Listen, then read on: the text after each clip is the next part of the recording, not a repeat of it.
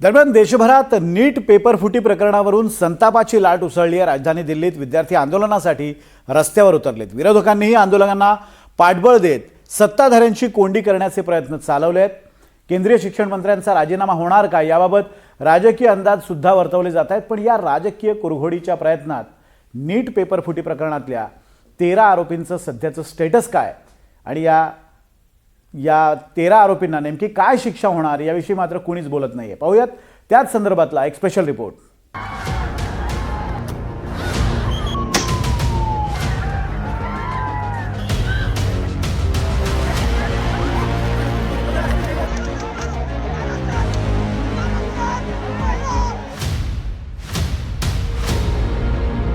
हे मार खाणारे तरुण कुठल्या संपातले नाहीये किंवा त्यांनी कोणताही बेकायदेशीर लढा उभारलेला नाही। असला तर त्यांचा एकच गुन्हा आहे, तो म्हणजे आपल्यावरच्या अन्यायाचा विरोध करण्यासाठी हे तरुण रस्त्यावर उतरले। आपलं भवितव्य ठरवणाऱ्या परीक्षांचे पेपर फुटतायत म्हणून अस्वस्थ असलेली तरुणाई सरकारला जाब विचारायला रस्त्यावर उतरली आणि मग त्यांची ही अवस्था झाली।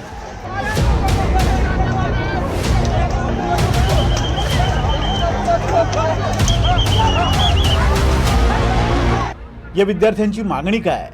तर पेपर फुटीला जबाबदार असणाऱ्यांवर कारवाई करा, सुरक्षितपणे परीक्षा पार पडाव्यात म्हणून एखादी चोख व्यवस्था उभारा आणि सर्वात महत्त्वाचं म्हणजे या सगळ्याला जबाबदार असलेल्या केंद्रीय शिक्षण मंत्र्यांचा राजीनामा घ्या। पण नेहमीप्रमाणे सरकारनं विद्यार्थ्यांच्या या आंदोलनाकडे सुरुवातीला दुर्लक्ष केलं। विद्यार्थ्यांसाठी उपोषणाला बसलेल्या सोनम वांगचुक यांना आंदोलन स्थळावरून हटवलं। त्यामुळे आंदोलकांच्या संतापाचा उद्रेक झाला। मग सरकार थोडंसं नरमलं, पेपर फुटीतल्या आरोपींवर कठोर कारवाईची भाषा करू लागलं। एनडीएच्या मंगल मिलन या बैठकीत पंतप्रधान नरेंद्र मोदींनी या मुद्द्यावर भाष्य करत कठोर कारवाईचे संकेत दिले आहेत। मोदी म्हणाले की जेव्हा पेपर फुटी झाली तेव्हा सरकारनं कारवाई केली, 13 जणांना अटक करून तुरुंगात टाकलं, विद्यार्थ्यांचं भविष्य धोक्यात येऊ नये यासाठी फेर परीक्षा घेतली, भविष्यात अशा घटना घडू नयेत यासाठी कठोर पावलं उचलली, ज्येष्ठ वकिलांनीही यात साथ द्यावी, हे घोर पाप करणाऱ्यांना कठोर शिक्षा झाली पाहिजे, तसंच भविष्यात पेपरफुटी रोखण्यासाठी उपाययोजना करण्यात आल्या। हा केवळ राज्य किंवा केंद्र सरकारचा विषय नाही आहे, तर शिक्षा देण्यासाठी सर्वांनी एकत्र आलं पाहिजे, कारण हा पक्षीय राजकारणाचा विषय नाही आहे, अशी भूमिका मोदींनी घेतली।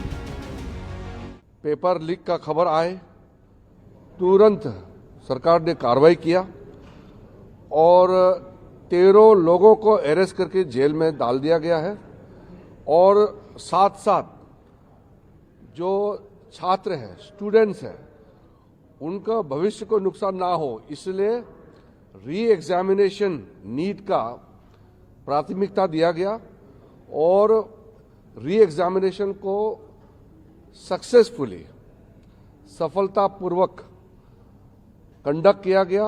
दिल्लीत हे सगळं घडत असताना तिकडे लातूरमध्ये सीबीआयचं पथक पुन्हा 4 दिवसांसाठी तळ ठोकून आहे। नीट परीक्षेचा पेपर विकत घेतल्याचा संशय असलेल्या विद्यार्थ्यांच्या गुणांची, त्यांच्या उत्तरपत्रिकांची आणि परीक्षेतील कामगिरीची तसंच इतर तांत्रिक बाबींची पडताळणी सुरू असल्याचं समजतंय।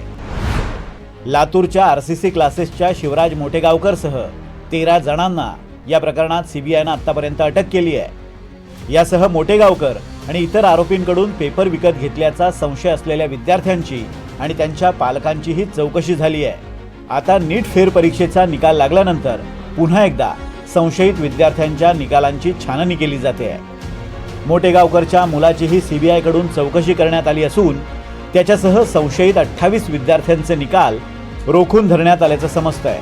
रीनीटच्या निकालानंतर देखील सीबीआयचं पथक लातूरमध्ये दाखल झालं आणि आरसीसीसह अनेक जणांच्या चौकशा देखील या ठिकाणी करण्यात आल्या। त्यामुळे सीबीआय ही कसून चौकशी करत असल्याचं पाहायला मिळतंय। आरसीसीचे प्राध्यापक मोटेगावकरच्या मुलासह 28 जणांचे निकाल देखील अद्यापपर्यंत होल्डवर ठेवल्याची माहिती देखील सूत्रांनी दिली आहे। सरकार पेपरफुटी प्रकरणातल्या आरोपींवर कठोर कारवाईची भाषा करते खरी, पण अशा गुन्ह्याबाबतच्या कायद्यात पुरेशा शिक्षेची तरतूद आहे का असा प्रश्न निर्माण झालाय।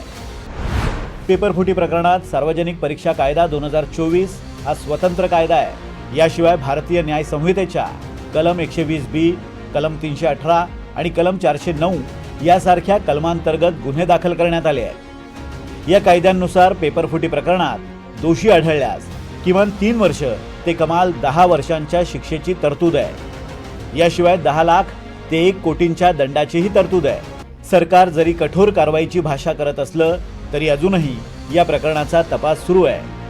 दोषींवर कारवाईबाबत सरकारचा हेतू कितीही शुद्ध असला तरी हा तपास पूर्ण होऊन दोषींना शिक्षा होण्यास बराच कालावधी लागण्याची शक्यता आहे। त्यामुळे सरकारनं दोषींवर कारवाईचं कितीही आश्वासन दिलं असलं तरी त्या आश्वासनावर आंदोलक आणि विरोधकांचं समाधान होणार का, हा खरा प्रश्न आहे। लातूरहून विष्णू बुर्गेसह ब्युरो रिपोर्ट, NDTV मराठी।